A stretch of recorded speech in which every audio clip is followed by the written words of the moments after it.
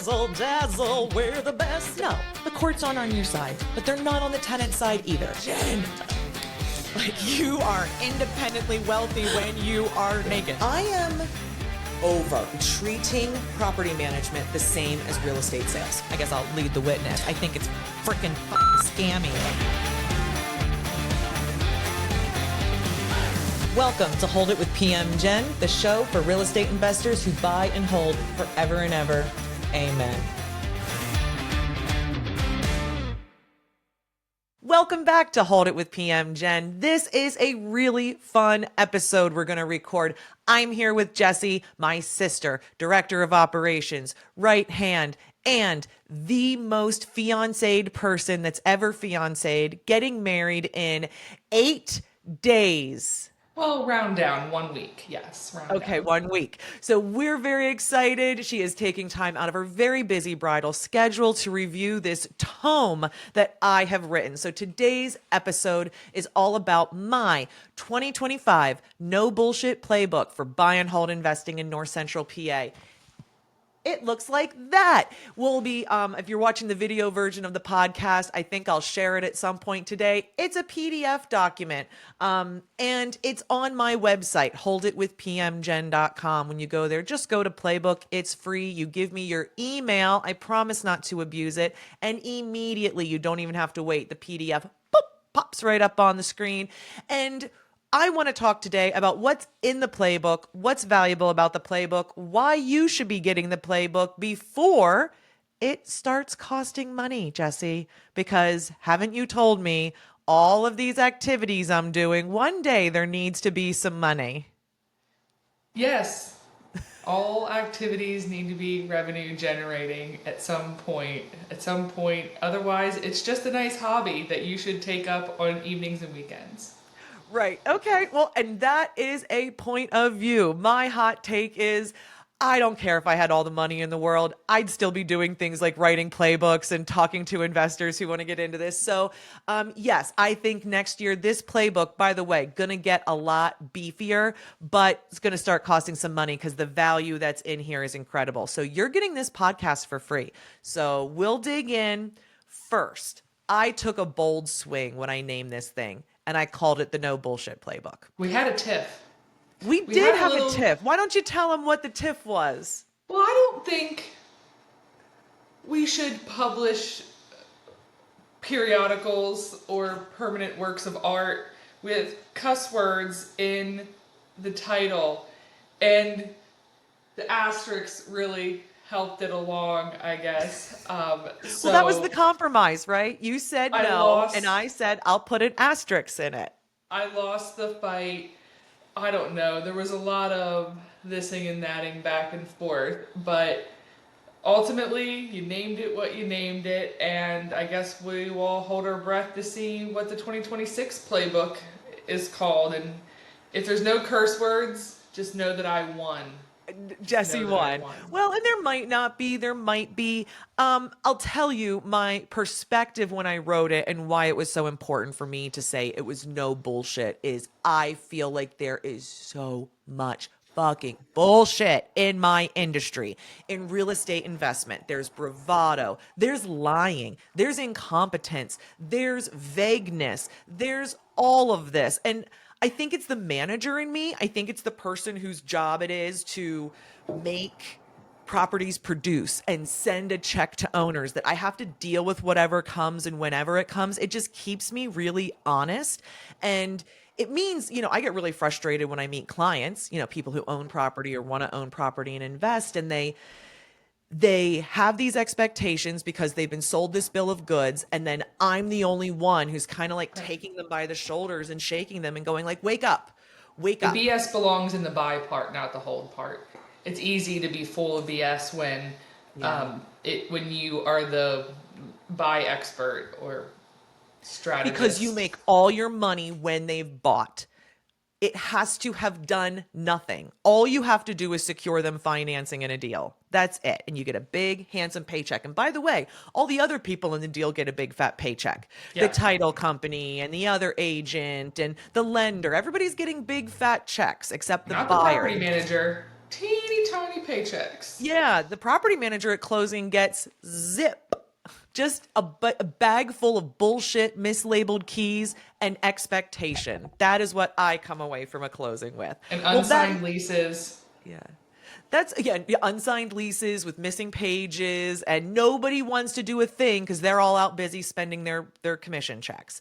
So that's the BS I'm trying to cut through that I get frustrated with. And people have asked me because it is getting downloaded, Jesse. I get an email every time one's downloaded, and sometimes there's no emails, but sometimes, girl, there's a lot of emails. And Yeah. people are downloading it, and I've been asked, like, what is this? Like, what do you want people to do with this? Like, is this a course? And I said, no, I want you to treat this like a night at the bar with me. Like, and it's happened, right? People buy me drinks and they want to ask what I know, and I'm just talking. I'm just sharing. I see, because I get the emails too.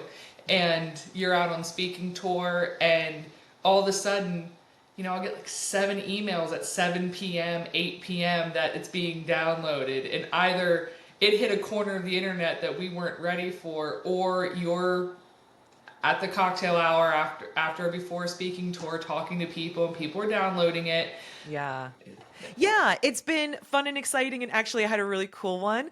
I won't share his name, but he wrote a very good book that I'm going to do a book review on the channel. And I met him at a meetup and talked to him. He downloaded the playbook. Big kudos to me. So I'm excited about that. Well, digging into the playbook, and you know what? I'm going to learn how to share because I am going to do some technology today. You know what's better than building generational wealth? Not a damn thing. And obviously the best way to do that is through buy and hold real estate. But managing your properties yourself, that's a one-way ticket to burnout. This is supposed to be an investment, not a burden. At One Focus Property Management, we don't just manage your rentals. We make buy and hold investment really work.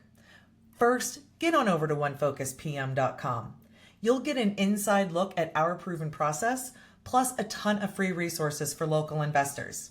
Then reach out to us so we can build a custom stabilization plan just for your property. We're the biggest, baddest property management team in Lycoming, Clinton, Northumberland, Montour, and Columbia counties. And we're here to give you more protection, less work, and no drama. That's onefocus.pm.com. We're going to share the actual playbook. So if you're watching the video, you'll see the PDF here. I want to talk about the market area because we define our market in the playbook: Clinton and Lycoming County, the I-80 corridor between Milton through Lewisburg, Danville, Bloomsburg to Berwick. Not as far south as Sunbury and Selinsgrove. If you're local, you know and understand this. So people ask me all the time, hey, I want to be where One Focus operates, which is my management company. We love what you're doing in your program. So we want to buy some properties where you'll manage them. Where is that? And within that market, where should I buy? In the playbook, we go market by market. But I guess, Jesse, I'll ask you a personal hot take question. Here you go. Here's $100,000. Go buy yourself a 4-unit. What municipality are you looking in first? I think I'm along the I-80 corridor today. I don't know if I know I'm not in Clinton County. Okay, that's a stance. I'm not necessarily against Lycoming County, Williamsport area for sure, but maybe because this is where I live and work and have lived and worked for years, I feel like I know what's out there, and I'm not wanting too much more of what's out there that I don't already have. But I do think that I-80 corridor, I know Lewisburg's not technically in the I-80 corridor, but if you follow me here west to east, that region, maybe I just don't know enough the intricacies of it to know not to do certain things, but I do. I think I'm in there specifically. I think I'm Lewisburg to Danville. I think I'm in that little chunk. I tend to have a low risk tolerance, and for some odd reason, further away is higher risk to me, so that when you start getting out toward that Luzerne County line, it does get a little more shaky for me. But yeah, if you handed me $100,000 and said do your best, I'd probably go between Lewisburg and Danville, and try to talk turkey about some multi-units down there. Interesting. And that makes total sense. We've just did a market study. It's not published in this year's playbook, but next year's playbook is going to have lots of information about market rents in these different areas and both multifamily and single family. And when we kind of consider Williamsport, Lycoming County, the home market. So that's our zero. That's where we started 13 years ago. When we looked at Lewisburg, rents were 40% higher in Lewisburg. Danville, 30%. Bloomsburg 10. Now listen, I'm down on Bloom right now. I lived through Lock Haven's transition as the state school kind of declined there, and I'll let you go to the playbook to read more about that. So I'm cool on Bloomsburg. I'm loving Lewisburg and Danville. But Jesse, if I had to answer the same question, hey Jen, here's your money. Where are you looking? I'm still hanging out in Lycoming County. I am probably outside of Williamsport city limits with my next purchase or even my most recent purchase. I like those municipalities around. But it's because it's so close to me and I have so much great deal flow there right now. I do get deal flow in the other areas, but it's and kind what of would keep me in Lycoming County is my vendor pool here, is my access to contractors here. I will say what I haven't found that the I-80 corridor has going for it is a tremendous pool of qualified contractors and things like that. I'm not saying they're not there, but they're not wanting to work on multifamily real estate, at least not yet. And I do need to rely on a lot of my Williamsport people to be willing to travel south. And Bloomsburg's a hike. More likely to get them to Lewisburg and Danville. And that's a big caveat. That is actually, now that I really think about it, that could keep me much closer to Lycoming County, because Williamsport uniquely has tradespeople in abundance. okay. And all of our inventory is so Yeah. old here, and so much multifamily housing in Lycoming County that you're not a tradesperson who doesn't work on multifamily housing in Lycoming County. It's so funny. You don't usually hear investors citing the availability of tradespeople as a reason why they would or would not invest somewhere. But here, our housing stock is old and we're not getting new. Lots of factors go into that. And it's hard for other people in other areas to imagine what it is to kind of have to deal with almost a set number of properties and they're historic and things like that. And Jesse is in the day to day of running these properties and keeping tenants in great housing, keeping them attractive and keeping them at top rent. So her sensitivity to the availability of the contractors is really important. And I'll share this with you, Jesse. I think it's an issue of time. I think there are probably just as many people down there in that market. It has taken so much longer than I ever thought to gain a vendor network Sure. that is high quality, works well with us, loves our work, sees it as the opportunity we see it as. Hey, we're one source that gives you lots of work. And we're fair, we pay quick, we have a whole guy, Mike, our vendor coordinator, whose job it is to be their liaison. Because one complaint these guys have is, oh, Jesse gave me the job, but Jesse's always in meetings and doesn't call me back or something like that. So we have a whole guy who's responsive and handling things. Yeah. It's a really interesting point you brought up, Jesse, about the tradespeople, and probably a really good reason why staying close to home for us feels really good and comfortable. Moving on to, it's going to become a much hotter topic in the coming years, but last year in 2024, it was announced that officially, finally, Lycoming County is going to do a tax reassessment. So we're going to go and reassess all the properties. And as the local lawmakers have famously said, yes, the taxes are going to change. Whenever we would say, and the taxes go up, they said, well, some are going to go up and some are going to go down. And we're like, that is the cutest thing you've ever said. That's so hysterical. But anyway, what should investors be doing today to prepare for that? Do we just sit and worry and bitch about it at the bar? Do we take action? Any thoughts? Well, I think that you need to familiarize yourself what your current taxes are. I think so many people are even ignorant of what those expenses are. And they're already probably pretty high. Especially if you're in the city of Williamsport, they're already probably pretty high, and you you have to be realistic about what they're actually going to do and right size your reaction to what they're actually going to do. And if you don't know what you're currently paying, you don't know you don't know what kind of reaction to have based on the reassessment. But when you see the wild and crazy taxes that are out there, and I see all these listings and I see these different millage rates, I see like the crazy tax applications out there.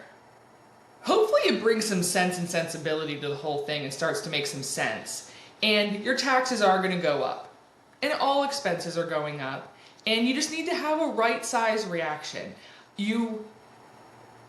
Two things in life are certain, right? Death and taxes. And taxes are part of owning real estate.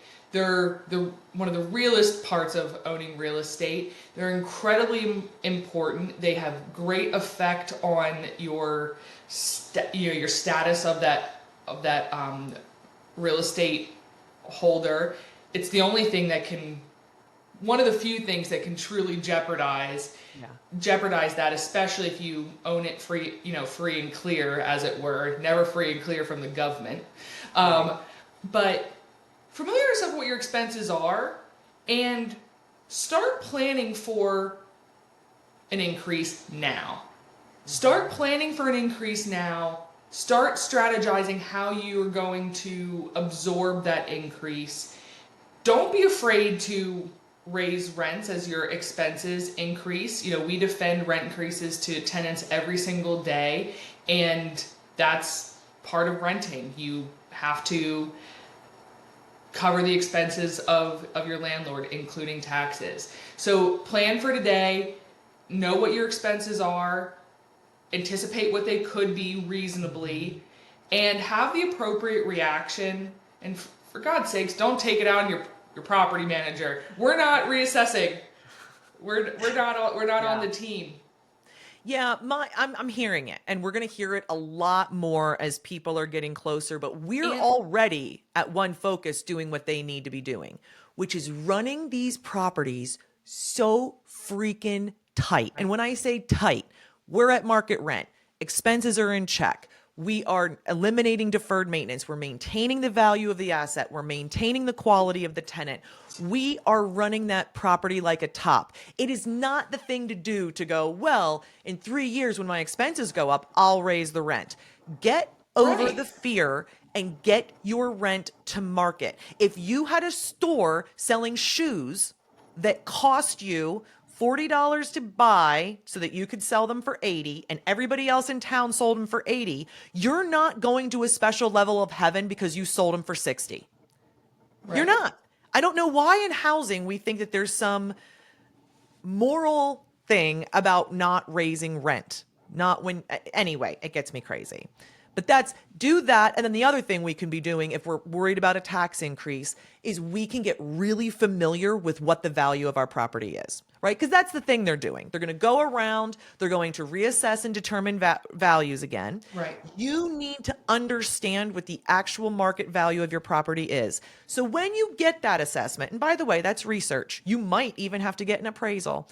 But you do that research, and that way when the new notice comes, you can go, well, they did it. They nailed it. It's actually right. There isn't anywhere to go with this. Or if you receive it and you feel it's wrong, you now have the data to go fight it. And by the way, my advice to you is if you're going to fight the tax authority and do an appeal, maybe don't do it in the first year after these all come out. They're going to have their feet dug in the sand. Yes, they will put ways in place for you to appeal them, and it will be a placard on a wall that says appeal box with an arrow into a trash can. that is how it's going to be initially. You uniquely have done the tax appeal process in Williamsport, and I've certainly witnessed many people doing it in my past and being successful with it. And so when they're not completely inundated, you get a lot more reasonability out of them. But appealing it for the sake of appealing it because it went up, appealing it with the idea of the worst they can say is no, Right. is a waste of your time. And often, in order to develop an appeal that is thorough and stands a chance, will also take some investment. You may need a realtor's help to get some market research. You may need some other valuation done of your property, and that all costs money. And your best bet is to not just throw it all in a trash can and just puff up your chest and be obstinate because you want to. But the reassessment is coming in Lycoming County, and it's already going to happen. Now's not the time to go to your local lawmakers and get upset about it. Now's the time to familiarize yourself with your expenses, plan for increased expenses, and if you can't accommodate increased expenses, then you need to make a plan of what you're going to do about that. And this is a hold it. So we're going to encourage people to hold it. But if you can't plan and accommodate increasing expenses over the years, then you're not holding it well or holding it right. And maybe you just need to flip. Well, and we haven't had an assessment in like 25 years. So I know, it's time, people. I mean, relax. It is time. So getting into one thing I put together that is kind of hard data for people to get from anywhere is what is even just some like data on multifamily listings? Because while it exists in the MLS, it does have to be mined as the one who mines it. And so what I do is I work with somebody who gives me all the closed listings at every interval so I can get the data together.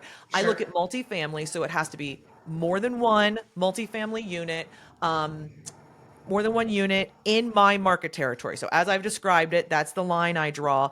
In 2024, we actually only had 142 properties sold that met that criteria within there.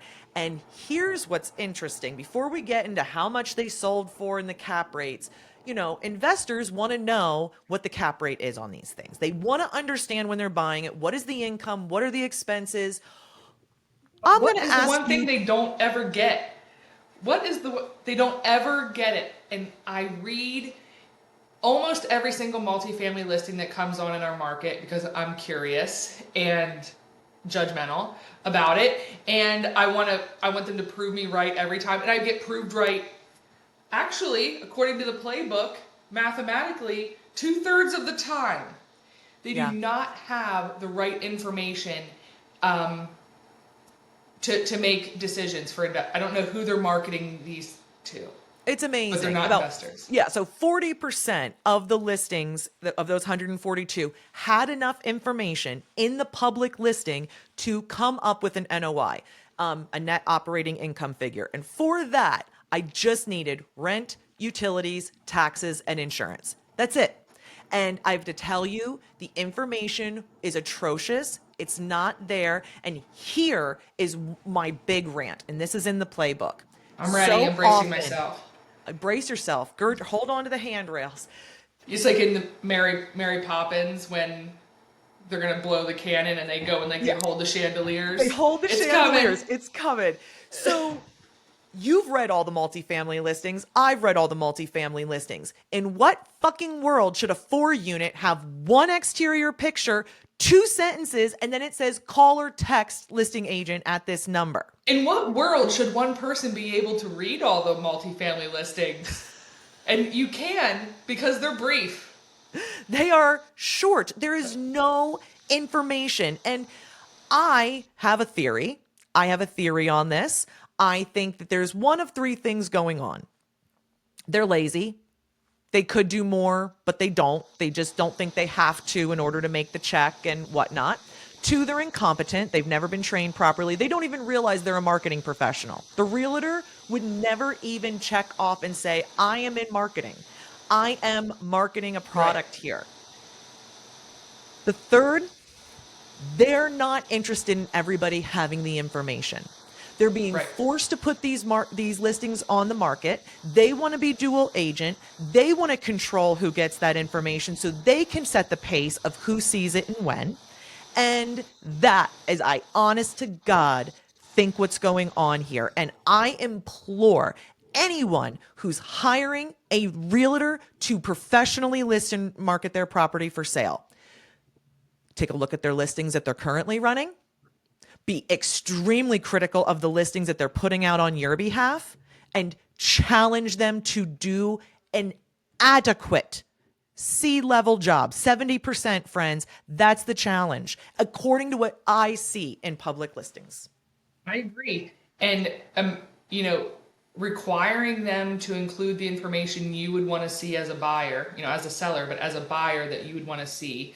You know, in our market territory, it's unique in that they are representing plain people as well. So we have the Amish and Mennonite community that may not have access to the technology. And I know, like, when our Amish property management clients get represented by realtors, when I see their ads, I want to print them and mail them to them, the listings for their properties.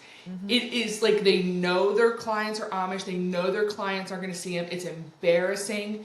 You know, it's one thing to be afraid of tenants, the big bad tenants, and not want to take pictures inside their units and only put one crappy picture of the exterior. That's one thing. That's just being timid. That's the nicest way to put it. But not including the basic financial information, the basic lease information, you know, at least you'd want the numbers to calculate NOI. Maybe even do the calculation for them. Go crazy. Maybe.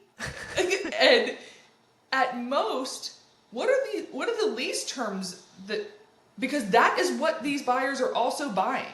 They're buying the leases that are on there. And in multifamily, I mean, minimum it's 2, maximum it's Lord knows how many. Yeah. And how long are they in these various commitments? Call me, text me, I have it. Then give it. Right. You don't pay per the letter like a telegraph on the MLS. Right. You can put as much information as you want. I think they are limited in pictures, but Lord knows I've seen real estate listings for $1 million single family homes with 92 pictures. Yeah. And by the way, your client, the owner of that property, has pictures of the property. They've listed it for rent at some point. So you can put a date on it. You can say, hey, this visually represents what the unit looked like in 2022. Anyway, I have so many rants I could make about them. They're in the playbook. Buy me a beer. I'll tell you all about them. But here's why it's so egregious that the listings suck, is because the data that's available for our properties is actually so sexy and interesting. The average cap rate our properties, multifamily properties, traded double at digits. Right. Last year, based on that 40% I could get the data from, is 10.7%. 10.7%. Do you know when major metros were fighting for 5, 6, 7%?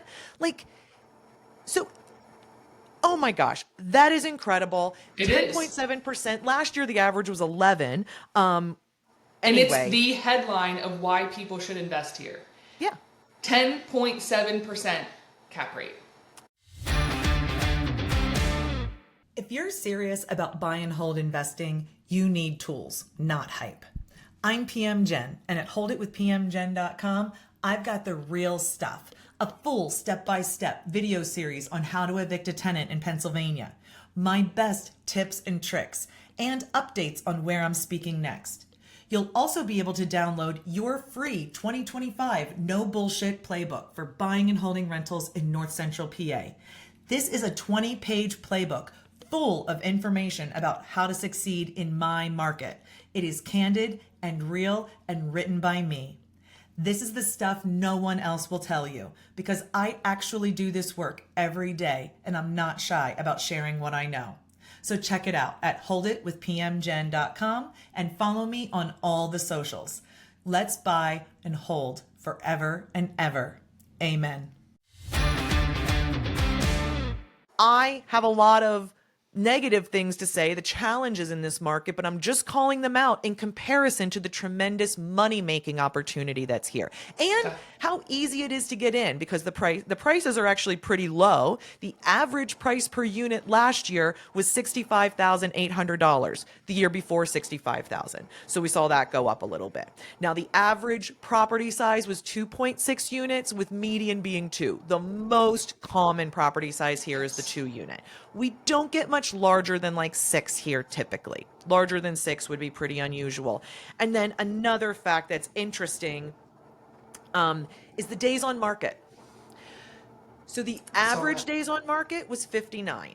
Now, if I take the 2 longest zombies out, like 1% of them, that average drops to 44. So I think 44 is probably a better average to think about.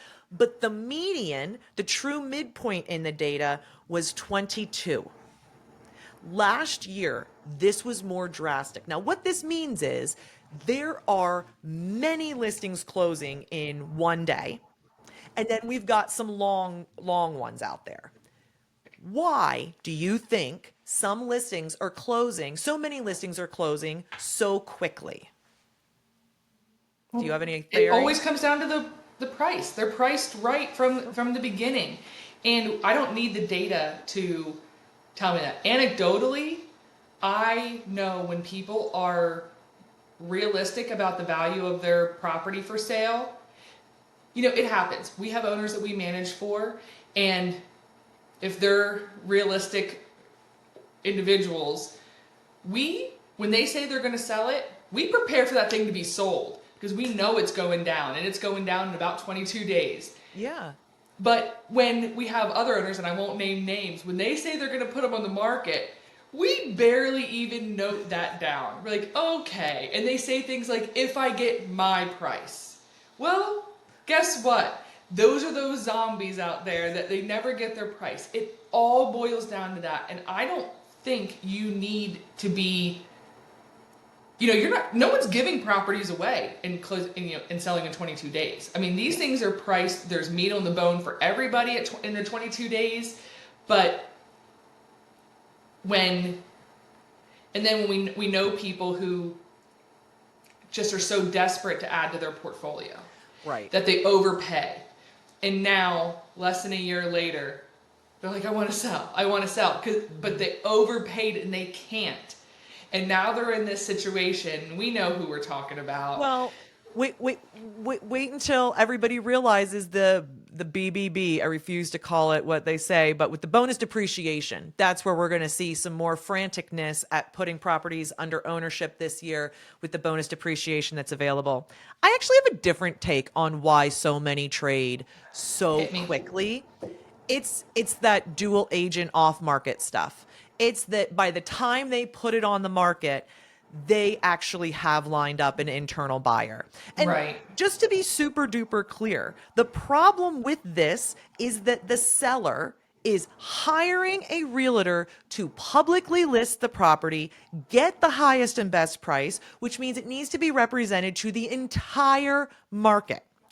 Just because you have somebody who will meet a number that is above your red line does not make it the best deal. And realtors really do a good job of one-to-one spinning this to people, but this just true like fact of supply and demand and pricing and deal making means, and we implore it here. We don't have a list of tenants that we're looking for places for. And that when I go out and get the 3-bedroom home, Kristen goes, great, so-and-so needs a 3-bedroom. We've got a match. No way. We keep that person on the hook, but I'm going to blast that out. Everybody's going to see it. Maybe that guy will be quick enough to get it, but I want to make sure I'm getting the best possible price for my client every single time from the best qualified tenant I can achieve. So, well, and I think it's important. I certainly don't want to speak to the intricacies of the guidelines, the PAR guidelines and whatnot about advertising. And it's been a while since I worked inside a real estate sales office, but there's a regulation that a punishable guideline, I'll say, that makes it so that your listing agent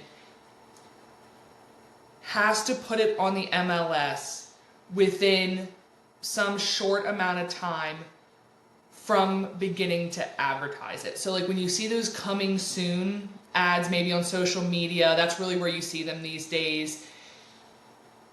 Within 1 day, they have to put it in the MLS from beginning to publicly advertise it in any way. But there's a lot of nuance to that, and I've been inside real estate sales office conversations where, you know, they're kind of strategizing this. What does this look like for, you know, inside the brokerage?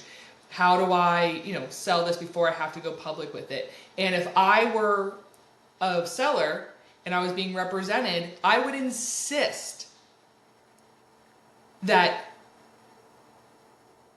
I would not be entertaining offers until it had been on the market for, you know, some amount of time, even if it's a short amount of time, because that's where you're going to get the best deal for sure. But there are nuances and intricacies to those guidelines, those PAR guidelines, about when realtors must publicly put it in the MLS. Sure. Well, lots to talk about there, but moving on. Some things have changed in our court system lately, and I wanted to chat about it. And so, things to know about our court system. It is pretty landlord friendly here in Pennsylvania. To answer the big question, how long is it going to take me to evict someone if they don't pay the rent? Because that is the only thing that could happen, right? They don't pay the rent. Jesse's putting up 6 fingers, not the ring finger. She's keeping that one down. She put that one behind. So 6 weeks for about $400 in court fees. It is 2 court processes. It'll be 2 driving trips to the court. We can't e-file here. 2 trips to the court, 2 filings, totaling about $400 and about 6 weeks of time. So that's the short answer. If you want to know more about Pennsylvania evictions, particularly for non-payment, I have a 4-part video series on my YouTube channel. It's also, by the way, linked in the playbook. So people are using that all the time to self-help, to help themselves through that process and educate themselves. I go step by step. It is long, but it is a how-to exactly. We're not just waxing philosophical. You could use it as an instructional video. It's not an overview. Right. It's thorough. Yeah, it's just how we do it. It's not my legal advice to you. It's me showing you how I'm doing this, and people are following that, and that's going great. But things have been changing since COVID in the courts. I always sum it up because I haven't been in the courts much lately. My team is doing that. I go when it's sexy and exciting. I've said I feel like the burden of professionalism and preparedness is by the judges being placed on the housing provider, the landlord, the property manager, that sort of person. And it appears unequal. When you're in that room, the guidance, the patience they show these tenants who sometimes are behaving very out of, the realm of normal. And you're there and they're giving you a hard time and you're not understanding it. And I'm just here I try to prep investors to go, when you go into court, you're going to feel like you should be on an even playing field. You're not. The judge expects more of you, so you need to be prepared for that. But what are you seeing and what are we preparing for differently in courts, particularly in the last 5 years or so here locally? Sure. Well, one, I agree that it is a much higher expectation on the housing provider, the plaintiff, if you will. And I don't necessarily know that is completely uncalled for, especially if a licensed professional is representing the housing provider. I do think the onus is on us to uphold the standards and provide that professional legal care to our owners and our tenants. So that being said, one, costs of the filings have really gone up. You said about $400, and in some magisterial districts that's still true. Okay. But then we see others where it has climbed exponentially, especially with sheriff's fees and things like that. Just last week, I was filing in, I don't know the exact numbers, but it's in Clinton County. It's a district in Clinton County, and their filing fees to file on a single defendant for less than $1,000 is $291. No. And it's That only used to be like $1. 160. Like, Right. So, we were filing on a tenant whose rent hadn't been paid, but it was $675 a month. Her rent for a 1-bedroom apartment. She's a single occupant, and that's hard to do. It is hard to impose a penalty on somebody that's half of the value of maybe what you're pursuing in your judgment, if that's all you're pursuing. So I will say that they're climbing, and the courts are finding ways to increase their fees, whatever. I don't know how but the same less than $1,000 on what single defendant in another magisterial district was $161, and it was $291 in the neighboring county. So be prepared, and you as the plaintiff have to front that. If you ever get reimbursed by your tenant, if you charge them for it, good on you. But otherwise, you got to be prepared to lose that money, and then again at order of possession, more fees. right. Got it. How have things changed? A lot more understanding given to hardships on the part of the tenant. A lot of consideration given for the hardships. And I say this with a caveat, knowing that I started in property management in December 2020. Yeah. So perhaps I don't really have a great picture, but of course I've heard a lot from my colleagues who filed all day, every day, career-wise, pre-COVID. But there's a lot of consideration given to hardships.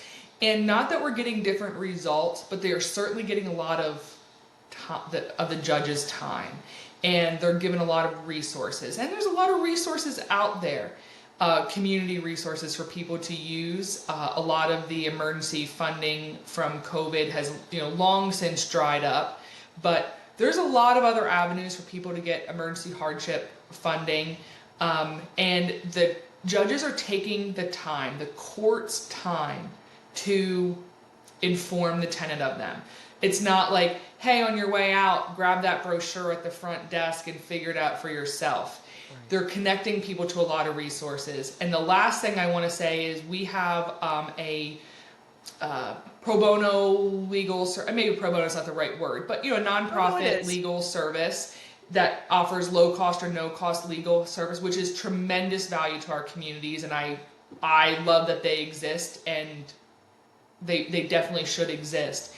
But they are employing new strategies with tenants to try to buy time.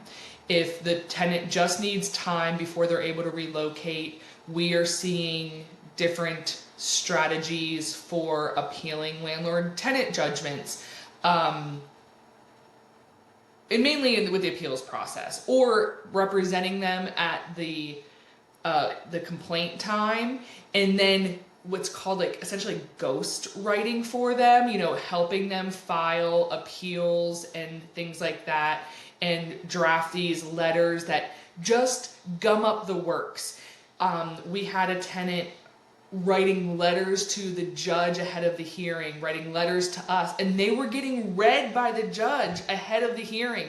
And it was just kind of wild and crazy. And she was doing this, as I understand it, under the guidance of this nonprofit legal service. And then she was represented at the hearing, but then was helped from behind the scenes for the appeal process. And she was, it's trying to get more time. It's trying to get more time before they're able to relocate, gum up the works more. And we went, almost, it was 8 or 9 years without a single appeal of a landlord-tenant judgment. Right. And in the last calendar year, July 2020, well, it's August now, almost September. But July 2024 through June 2025, we had 3 appeals filed. Yeah. 3 in 1 calendar year. I'll tell you, so it is interesting because you have about 5 years of experience in this market and you've heard all of our stories. I would tell you, as somebody who's been here in this market for 13 years and then prior to that, about 10 years in Harrisburg. I I think we were enjoying a pretty good deal as landlords here locally. I And I think we think still are. and we still are. Yeah. In the scheme of things, what we're talking about are things that other communities have seen. This tenant friendliness, tenant activism techniques, things like that. It is starting to creep in here. It feels like COVID kind of gave us a shot in the arm of it, and it stuck around. I noticed it when COVID happened and all these things were happening. Judges were making decisions that were really out of character, that were granting things that I really didn't understand. Now, it was all working out because of all the funding that was happening. We just had to be a little bit Right. more patient. And then these things didn't really stop. Another thing I noticed that I'd never seen before, there were two different judges locally that started making different decisions, more tenant friendliness, more really hand holding them and things like this. They were running for other things. They were running Yes. and they were in like kind of like campaign mode, and somebody drew my attention to that and I went, "Oh my goodness, I see this connection." And so if you're like us, we're working with what, like a dozen different judges, like across our at least. Yep. And you just have to know which ones you're dealing with and how they're working, and invest a little bit in that relationship. If you're going to be sitting in front of a judge, make sure you're on your game. Make sure you're maybe staying after and asking questions if you have questions. You know, when there's a new judge in a magisterial court, we will often, after the first one or two, stay behind intentionally, trying to get a couple minutes of their time to just build the tiniest bit of rapport and trust. That we are professional property managers. We kind of stand on business and we have our stuff together and it works. But that, for people getting into this market, you just want to know, it's always changing. And I know we need to move on, but for heaven's sakes, answer questions asked. Stay to what your complaint is. You just muddy the waters if you start being like, and they didn't clean up their dog poop, and they didn't reimburse me for that water bill 2 years ago, and they put a trampoline up when they're not allowed. Like, if it's not in your complaint and you're not asked, don't answer. It just makes the judge's job a little bit more difficult because, believe you me, the tenant who is not as principled, likely not as principled, is going to gum up the works with the hardships and the this and the that and the stories. Like, make the judge's job easier, stick to it, and if you have further complaint outside of material issues, by all means put it in your complaint. But stick to it. Answer questions asked. I've heard judges say to people, "I didn't ask you that question." And if you notice a change in their I'll say behavior, but in their ruling or in their way, I agree. Try to stay after, not during your hearing time. We had an issue where a particular judge, all of a sudden, we had constables post notices to quit and then provide us an affidavit, a written affidavit from a constable that said where they posted them and when. And he's like, "Where are the pictures of it posted?" And we're like, "We have an signed affidavit from a constable Right. of your court." And I had never had them question a constable's affidavit before. So we stayed after and talked to them and understood more. And I don't want to, muddy the waters here anymore, but that was a change. That was a Yeah. change that all of a sudden, like, do I have to now pay this constable even more to take and provide photos? Because that wasn't the case. Yeah. Great observation. Great advice. Love it. There is so much more than what you and I talked about in this playbook. And Jesse, where can I get my very own playbook? Holditwithpmgen.com. /playbook, but you can Or just if you go... come into our office, you can just have my copy. Jesse, that is not your copy. That is my copy still. I told you couldn't do that. And yeah, we're I'm if giving you're it watching... away. Free. Free. So So anyway, you're going to go get your copy of the playbook, read it. Listen, folks, it's about 20 pages now. This thing's going to blow up this winter when I get on a retreat and add all these things I'm going to add. And then I am going to start charging for it. So get it while the getting's good. Make sure you're following Hold It with PM Jen on all the socials, checking out my website. Speaking tours still going on. Podcasts coming out. I'm at REIs all over. I'm going to Westchester here next month. So guys, so much going on. I want you to give me just one promise. We're going to hold on for one more day and never sell. All right? Pinky promise. Thanks, holders. See you next time. Bye-bye. Oh my God, you guys are going to love this. Listen up. So I oversee the maintenance department, as you know, and my guys, they can clear a toilet clog. They do it professionally. They have all the tricks of the trade. They go at it with the old 1-2 plungeroo. They have snakes. They have augers. They have an air snake, which is their personal favorite toy. It's like an air bomb. And our technician calls, and this is in a property that our family happens to own. So I have extra interest in what these tenants are into. And he said, I can't clear this clog. And I said, well, then you got to replace the toilet. It's the only toilet in the unit. But I'm going to need you to crack that porcelain open and see what's inside so that we can determine culpability. Who is responsible for the And cause. we also want to know what it is. And there are children in this unit. I'm anticipating a fistful of Legos, a hairbrush. Yep. Something is in this toilet. Andrew calls me back. First, he sends me photos. It's like any good maintenance technician does. Of him holding this piece of porcelain, a perfect cross section of it in his bare hand. Maintenance technicians are so gross. Bare hand. And he goes, it's a turf. And he told the family it was a turd. And the entire family in unison shouts one of the children's names. This kid was known for this. This kid had a fiber disorder. And our tech, who sees all manner of craziness, goes, he needs a doctor.